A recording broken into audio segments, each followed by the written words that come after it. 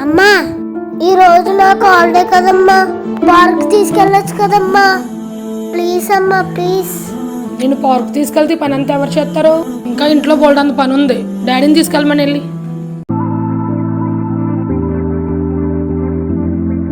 అన్నా, ఏంట్రా?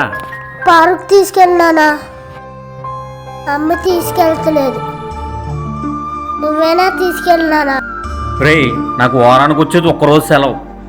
పొద్దునుంచి ఇంట్లో పనులన్నీ చేశాను. ఇంక ఫ్రీడమ్ ఉన్నదా? మీ అమ్మ ఫోన్ ఖాళీగా ఉంది, వెళ్ళి చూసుకో.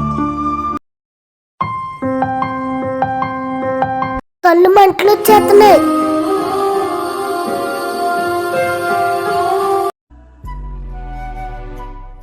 ప్రణయ్, ఫోన్ ఎందుకురా అంతలా చూస్తున్నావు? కళ్ళు నొప్పులు వచ్చేలా చూసేలా ఫోన్ పక్కన పెట్టి కొంచెంసేపు పడుకో వెళ్ళి. అవును, ప్రతిరోజు నిద్రపోవట్లేదు సరిగ్గా వాడు. కళ్ళు నొప్పులు అంటూ.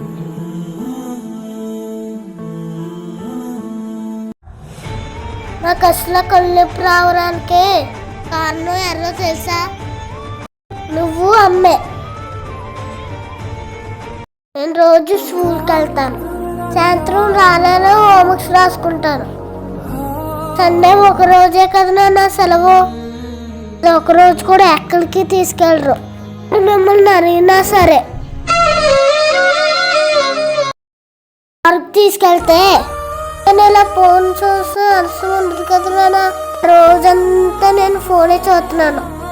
మరి కళ్ళు ఎప్పుడు రావానా?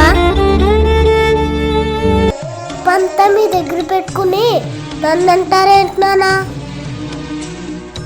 జేనా నాన్న మీదున్న ప్రేమ?